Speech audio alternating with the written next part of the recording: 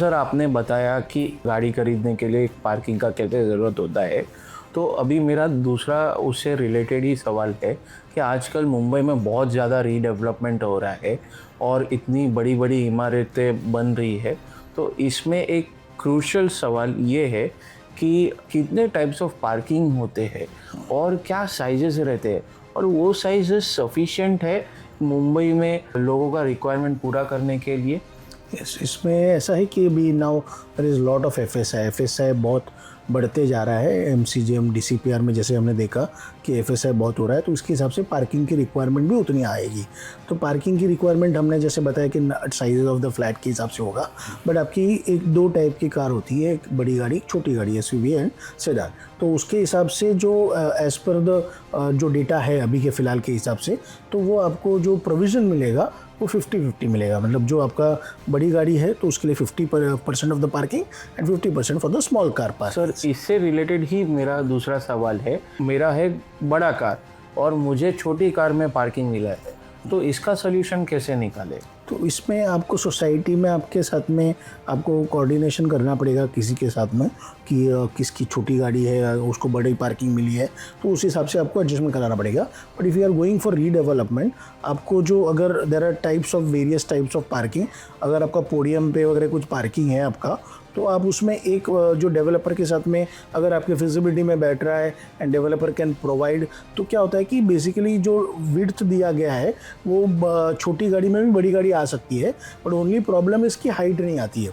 तो हाइट के लिए जो अगर लेना है, अगर आपके स्टैक है तो आपको हाइट लेना है, वो आपको 2.1 मीटर का लेना है, तो आपकी एसयूवी भी आ जाएगी या छोटी गाड़ी भी आ जाएगी। तो आपको वो हाइट का एक आप मैच करके देख सकते हैं and you can ask the developer. तो सर जैसे आपने स्टैक पार्किंग बोला, तो इसी तरह से और कौन से टाइप के पार्किंग हो सकती है, वो हमारे व्यूअर्स को भी बताएं। तो आइडियली सबसे पहले तो फर्स्ट की आपकी सरफेस पार्किंग, जो भी आपके सरफेस पे उस पर पार्किंग होगी।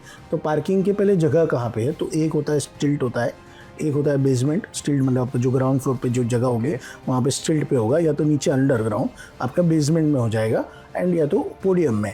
अभी ये तीनों जगह पे आप उसमें आइदर सरफेस पार्किंग हो सकती है और स्टैक भी लगा सकते हैं, कोई डबल स्टैक वगैरह सब कर सकते हैं। अगर आपके इसमें पोडियम नहीं है, बेसमेंट भी नहीं है, तो आप एक प्रकार का जो आपके ग्राउंड फ्लोर पे होगा उसमें पिट पार्किंग भी कहते हैं। तो पिट स्टैक पार्किंग, तो वो 2 लेवल 3 लेवल का भी 4 लेवल तक का भी पार्किंग हो सकता है। चौथे टाइप का पार्किंग आपका पिट में पजल, मतलब रोबोटिक पार्किंग होगा, पूरा अंडरग्राउंड होगा। आपको अपनी गाड़ी रखनी है एंड गाड़ी रख के बाहर आना है, एंड वो गाड़ी फिर वहाँ पे अपना अंडरग्राउंड में आपका पूरा ऑटोमेटिकली रोबोट से पार्क हो जाएगी। और एक प्रोविज़न होता है कि कार पार्किंग टावर। तो आपकी कार पार्किंग मतलब आपका जितनी बिल्डिंग की हाइट होती है लगभग उतने तक ही आपका ये टावर भी हाइट होती है, एंड आपको भी वहाँ पे भी जो गाड़ी आपको, वो भी ऑटोमेटिक है, रोबोटिक है। आपकी गाड़ी रख के आपको वापस आना है, आपका जो भी नंबर होगा उस प्रेस करना है, एंड आपकी गाड़ी वहाँ पे आपके स्लॉट पे जाके वहाँ पे पार्क हो जाएगी। तो this is types of parking: surface parking, stilt stack parking, फिर स्टिल्ट पे parking, podium parking, basement parking, का pit puzzle and car parking tower. So all these are the varieties of car parking. तो sir इससे ही लगता हुआ सवाल है कि आज सब जगह मैकेनिकल पार्किंग लग रहा है, तो ये मैकेनिकल पार्किंग जगह के हिसाब से होता है कि इसमें जगह का कोई पाबंदी नहीं रहती?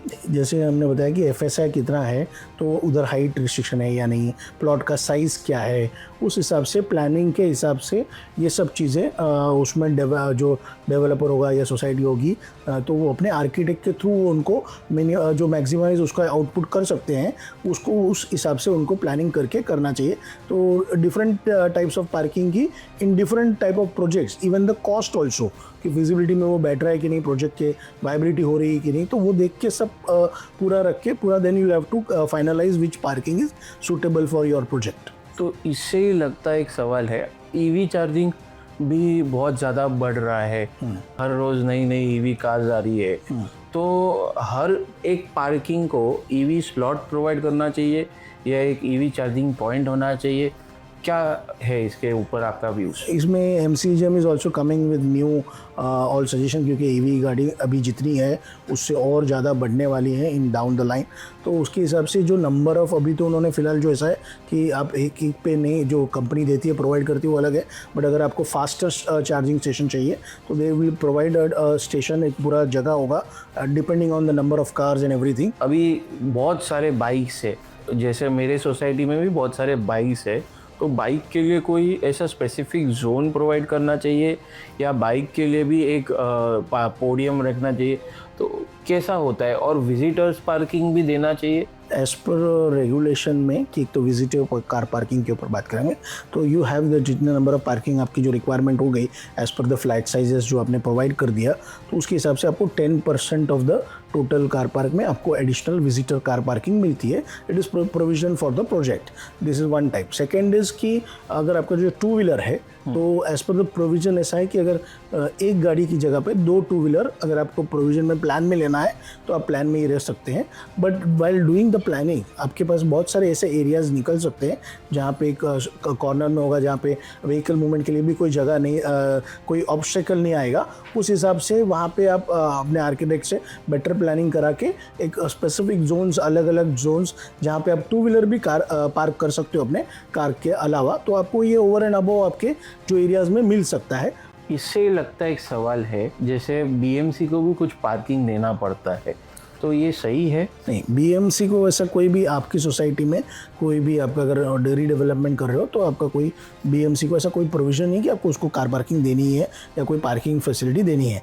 But there is one more provision कि एक DCPR में स्कीम है 3318 करके, वो PPL पब्लिक पार्किंग लॉट, उससे आपका FSI जो बढ़ता है, you can go up to 4 FSI also. तो उसमें आपको पब्लिक जो पार्किंग देनी है MCGM को हैंड ओवर करना है, वैसे उसमें एक स्कीम है तो जहाँ पे आपको आप जितना FSI एक्स्ट्रा ले रहे हो उसके डबल का आपको पार्किंग का साइज़ का उनको एरिया हैंड ओवर करना है, तो उतना एरिया फिर आपका पूरा MCGM में उसको हैंडल करेगी एज अ पे एंड पार्क। बट ये एक अलग FSI अलग स्कीम है एंड उसका अलग FSI है उसका। तो ये इससे आपके रिले डेवलपमेंट से अगर आपको करना है तो वो कर सकते हैं कि आपको BMC को कोई पार्किंग देनी है। तो ये BMC का पार्किंग है वो कहाँ कर सकते हैं? ये स्कीम कहाँ पे एप्लीकेबल होगा? ये स्कीम जनरली एप्लीकेबल होती है कि जहाँ पे 18 मीटर का मिनिमम 60 फीट का रोड होना चाहिए, प्लॉट साइज़ 2000 मीटर के आसपास के ऊपर का होना चाहिए। तो आपका वो 2000 मीटर में भी या 18 मीटर के रोड पे भी हर बार ज़रूरी नहीं कि वो प्लानिंग में प्रॉपर बैठे, क्योंकि BMC जो मांगेगी वो आपको -2 basement level and +2 only podium, उतना ही जगह पे वो मैक्स टू मैक्स मांगेगी। तो उसमें आपका वो साइज़ होना चाहिए। Plus there are some hindrances, तो आपके प्रोजेक्ट में कितना बड़ा प्रोजेक्ट है उसके हिसाब से it is advisable to check it whether it is feasible for you और नॉट। बट अदरवाइज इसमें यही स्कीम में you can go ahead with that. Okay.